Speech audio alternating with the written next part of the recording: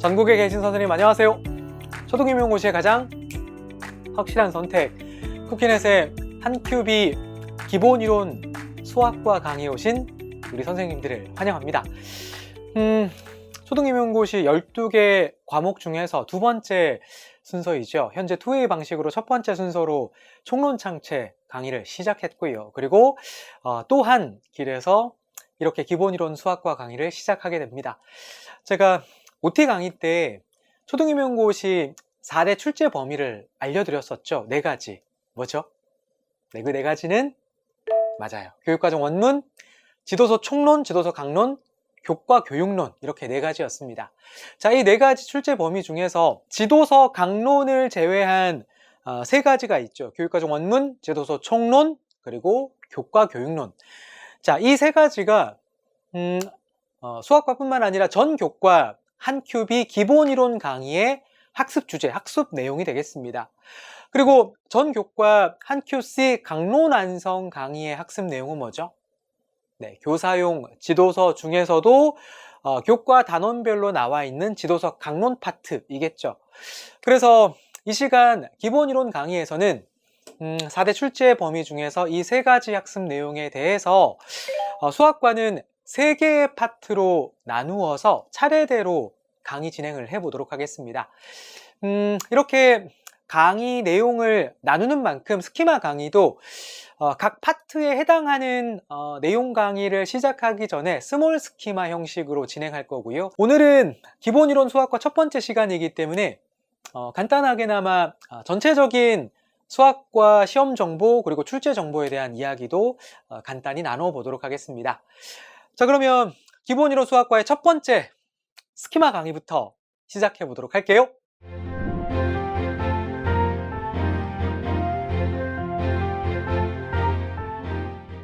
네, 수학과 실전 문제는 이렇게 생겼습니다. 초등임용고시 1차 시험 3교시 교육과정 B에서 B 1번, 2번, 3번 문제로 출제됩니다. 총 배점은 11점이에요. 자, B 1번, 2번, 3번이니까 대문항은 3문제이죠. 여러분이 올해 2027학년도 시험을 보기 위해서 고사장에 들어가셔서 이 시험지를 받아보시면 11점 만점 중에서 몇 점 득점하실 것을 목표하시나요? 몇 점을 목표로 하면 좋을까요? 당연히 11점 만점이면 좋겠고요. 2026학년도 통계를 조금 소개해드리면 2026학년도 고사장에 들어가신 선배 수험생들은 수학과 평균 대략 몇 점 정도 될까요? 1년 동안 정말 열심히 수학 공부하고 실제 고사장에 들어가서 시험 본 그 결과 수학과 11점 만점 중에서 선배 수험생들은 2026학년도 수학과 시험 평균 몇 점 정도 득점했을까요? 네, 11월 고사 당일날 실전고사 가채점을 해보니까요. 수학과 전체 득점 평균이 7.78점 정도 됩니다. 7.78점. 11점 만점 중에서 평균이 7.8점 정도 되는 거죠. 자, 그러면 만약에 여러분이 응시하시는 2027학년도 시험이 그 1년 전과 비슷한 난이도로 출제된다면 나는 8점이나 9점 정도 받으면 2026학년도 평균보다는 1점 또는 2점 정도 앞서간다라는 뜻이고요. 그리고 9점에서 10점 정도 받으시면 완전 고득점인 거죠. 자, 그러면 우리는 오늘부터 이 수학과 9점 또는 10점 받는 것을 목표로 해서 열심히 초등임용고시 수학과를 마스터해 보도록 하겠습니다. 자, 그러면 우리가 수학과에서 고득점 하기 위해서는 이 초등임용고시 수학과 문제가 실제로 어떻게 출제되고 어디에서 많이 출제되는지 파악해 볼 필요가 있겠죠. 방금 전에 설명해 드린 것처럼 초등임용고시 수학과 문제는 총 3문제로 출제되고요. 배점은 11점입니다. 전 교과 중에서 국어과와 더불어서 가장 높은 점수를 차지하는 아주 중요한 교과이고 우리가 반드시 고득점을 해내야 하는 교과가 수학과입니다. 그리고 출제되는 대문항 3문제는 수학과의 4개 영역에서 골고루 출제되는 편입니다. 그 4개 영역이 뭐냐고 하면 수화 연산, 변화와 관계, 도형과 측정, 자료와 가능성, 이렇게 네 영역입니다. 이 중에서 2026학년도에는 어떤 영역이 출제됐냐고 하면 수화연산 영역은 반드시 출제됩니다. 수화연산 영역, 그리고 도형과 측정 영역 출제됐고요. 추가적으로 변화와 관계 영역이 출제되었습니다. 자, 그러면 그 1년 전인 2025학년도에는 어땠을까요? 네, 2025학년도에는 수화연산 영역, 도형과 측정 영역은 동일합니다. 그리고 추가적으로 2025학년도에는 변화와 관계 영역이 아니라 자료와 가능성 영역이 출제되었습니다. 자, 그래서 우리가 예상할 때에는 수화연산, 도형과 측정 영역은 반드시 출제된다라고 보시면 되고요. 그리고 나머지 한 문제는 변화와 관계 영역에서 나오거나 자료와 가능성 영역에서 나오거나 쭉 연도별로 차례대로 보면 한 번씩 변화와 관계와 자료와 가능성 영역이 번갈아 가면서 출제된다, 이렇게 생각하시면 되겠죠. 자, 그래서 이와 같이 출제되어서 한 해에 B1번, 2번, 3번 이렇게 3개 대문항으로 출제됩니다. 그리고 각각의 대문항을 보면요, 그 대문항 밑에는 지문이 구성되어 있고요. 그리고 하위 문항도 구성되어 있죠. 자, 그 중에서 지문은 하나의 수학과 교수학습 장면을 연출한 뒤에 4대 출제 근거에서 꽤 골고루 문제를 출제합니다. 14년 통계를 내보면 그래요.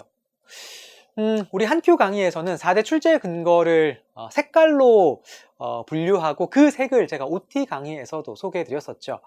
자, 여기 보시는 것처럼 원그래프가 나와 있고요. 교육과정 원문은 하늘색으로 나타내고 있습니다. 지도서 총론은 주황색이고요. 그리고 가장 많은 출제 비율을 보이는 지도서 강론은 회색입니다. 그리고 수학 교육론은 노란색이고 기타 수능형은 진한 파란색 또는 청람색입니다.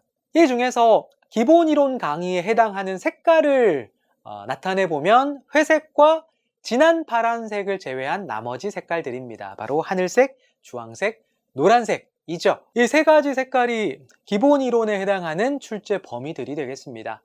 자, 이번에는 출제 비율을 구체적인 수치로 확인해 보면요, 초등임용고시 수학과의 최근 14년 동안의 기출 분석을 해보니까 교육과정 원문에서 출제되는 비율은 13%로 도출됩니다.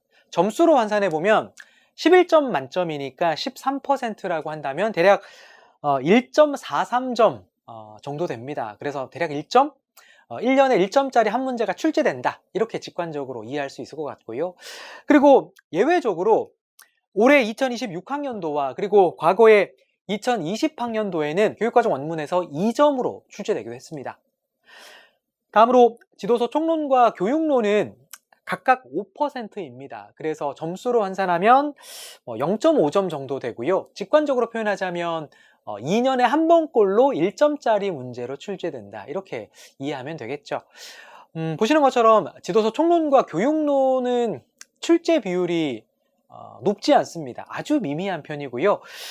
최근에 기출 분석을 해보면 최근 4년 동안은 주황색, 노란색에서 출제되지 않았습니다. 다시 말하면 지도서 총론과 교육론에서 최근 4년 동안 단 한 문제도 출제되지 않았습니다. 자, 여기까지 하늘색, 주황색, 노란색이 우리가 한큐비 기본이론 수학과에서 공부할 출제 범위, 학습 내용이 되겠습니다.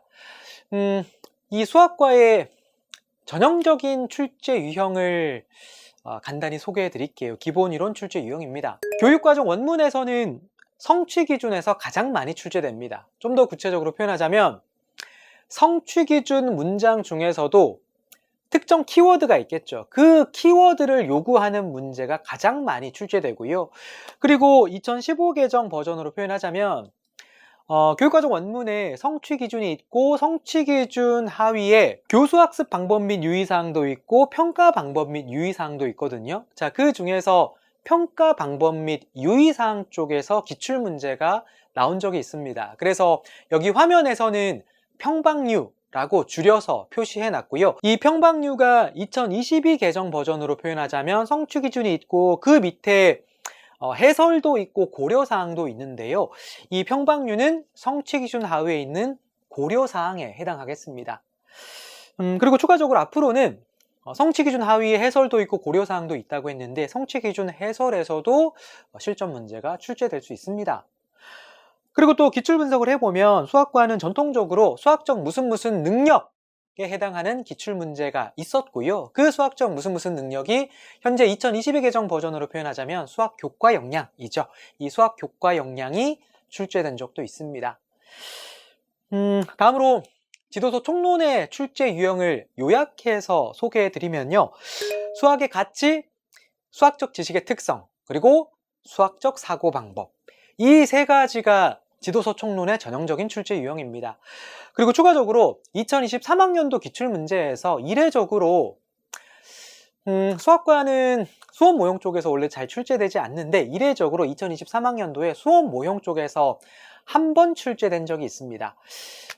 방금 말씀드린 것처럼 원래 수학과는 특정 수업 모형에 단계명을 쓰거나 단계 활동을 쓰는 그러한 출제 유형이 없었어요. 그래서 제가 2023학년도 기출 사례가 이례적이다라고 표현하는 건데요. 자, 그런데 이때 다루어졌던 수업 모형이 뭐냐고 하면 문제 해결 학습 모형이었습니다. 문제 해결 학습 모형. 그렇기 때문에 그 기출 문제는 다른 측면에서 본다면 수학 교육론 학자 중에서 폴리아라고 있거든요. 폴리아.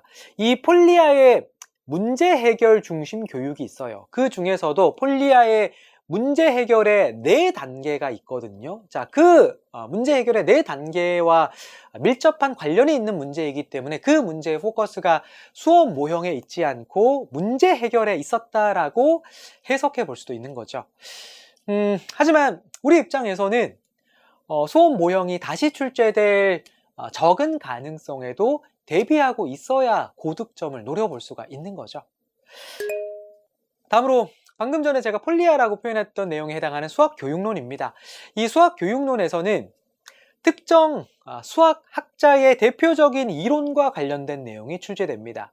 자, 그런데 사실 여기에서 수학 교육론으로 분류한 기출 문제들이 있겠죠. 그런데 그 기출 문제들도 아주 과거의 2013학년도 기출 사례를 제외한다면 나머지 기출 문제들은, 나머지 수학 교육론을 근거로 하는 기출 문제들은 수학 교육론 지식이 아니라 강론 지식으로도 충분히 풀 수 있는 문제들이었어요. 자, 그렇기 때문에 우리 학습 범위 중에서 수학 교육론 학자 이론이 있다고 해서 여러분이 실제 초등임용고시와 동떨어진 그러한 학문적인 수교론 공부를 해서는 안 됩니다. 다시 말하면 여러분이 수학 교육론 공부를 하실 때 반드시 초등임용고시 관점에서 실제 초등학교 수학 교과서에서 적용되고 응용되고 연결될 만한 그러한 수교론 내용을 감안해서 공부하셔야 합니다. 마치 논문 쓰듯이 학문적인 탐구를 해서는 안 된다라는 말씀을 드립니다. 아마도 지금 1년 중에 임용학습 시작하는 초기이기 때문에 여러분 마음을 잘 알고 있어요. 돌이라도 씹어 먹으려는 그러한 학습 의욕을 저도 잘 알고 있기 때문에 이와 같은 조언을 드리는 거예요. 학문적으로 탐구하셔서는 안 돼요. 자, 그래서 제가 수교론 강의에서는 실제적인 수학 교육론과 관련된 실제 기출 문제들, 기출 사례들을 소개해 드릴 겁니다. 그러면서 보다 명확한 학습 관점을 안내해 드릴 거고요. 그리고 구체적으로 각 학자별 내용 강의를 진행할 때에도 그 앞뒤로 관련 초등임용고시 실제 기출 문제들을 배치할 거예요. 물론 과거의 기출 문제들이긴 해요. 하지만 그 내용들이 여러분이 수교론을 어떻게 바라볼 수 있는가 관점을 드릴 수 있을 것 같거든요. 그런 취지에서 기출 문제들을 배치할 거고, 그리고 수교론과 관련된 핵심 복습 퀴즈도 교재에 실어 놓을 겁니다. 그래서 여러분이 초등임용고시에 나올 만한 한 목적적인 수교론 공부, 효과적인 수교론 공부를 하실 수 있도록 강의해 드릴 거니까 걱정하지는 않으셔도 될 것 같습니다. 자, 여기까지 4대 출제 범위 중에서 기본 이론에 해당하는 하늘색, 주황색, 노란색에 대해서 간단히 소개해 드렸고요. 다음으로 아직 강론 강의 순서는 아니지만 회색에 대해서 이야기를 해볼까요? 자, 이 회색으로 표시한 지도서 강론은 출제 비율을 확인해 보시면 48%입니다. 48%. 거의 절반 정도는 지도서 강론에서 출제된다라는 뜻이에요. 자, 수학과는 지도서 강론 공부가 핵심입니다. 그리고 회색이 아닌 다른 색깔의 출제 범위들은요, 그러한 내용들은 사실은 지도서 강론 지식으로 대체할 수도 있어요. 그러니까 지촉 문제가 나오거나 또는 수교론 문제가 나오더라도 지도서 강론 지식을 바탕으로 그 문제를 풀어낼 수도 있거든요. 그러한 사례들이 많습니다. 자, 그러한 측면까지 고려한다면 수학과에서 이 회색, 이 지도서 강론이 차지하는 중요도는 48%보다 훨씬 더 높다고 볼 수도 있겠죠. 참고로 수학과 강론 문제는요, 다른 교과의 강론 문제와는 성격이 조금 다릅니다. 어떻게 다르냐고 하면, 다른 교과는 강론 문제가 어떻게 출제되냐고 하면 보통은 하나의 영역, 하나의 학년, 하나의 단원을 설정해서 해당 교과의 강론 문제들이 출제되거든요. 하지만 수학과는 그렇지 않아요. 하나의 영역이 설정되긴 하는데 그 하나의 영역 안에서 여러 학년의 여러 강론 단원들끼리의 위계적인 지도 내용 또는 위계적인 지도 흐름을 파악하고 있어야 풀어낼 수 있는 문제들이 많이 출제되는 편입니다. 그래서 여러분이 수학과 강론 공부를 하실 때에는 예를 들어서 1학년 1학기 1단원부터 시작해서 2단원, 3단원, 4단원 이렇게 단원 순서대로 공부하게 되면 영역 측면에서 본다면 수화 연산 공부했다가 도형과 측정 공부했다가 다시 수화 연산 공부했다가 이런 식이거든요. 자, 이런 식으로 단원 순서대로 공부하면 하나의 영역 안에서 위계적인 흐름을 파악하는 것이 어렵습니다. 그래서 수학과는 우리가 강론 강의 진행할 때 특징적으로 하나의 영역 안에서 서로 위계적으로 연계되어 있는 강론 단원들끼리 모아서 강의 진행을 할 겁니다. 여러분이 그런 식으로 공부를 하셔야 해요. 자, 그래서 이러한 수학 강론 학습 또는 수학 전체 학습에 대한 결론부터 말씀드리면요, 수학과는 사실 강론 공부가 핵심입니다. 그 수학과 강론을 공부할 때는 영역별 위계를 파악하는 것이 핵심이다. 이러한 학습 방향을 기억해 두시길 바랍니다. 자, 정리하자면 초등임용고시 수학과 공부는 영역별 강론 단원의 학습 지도 계열을 파악하는 것이 핵심이고요.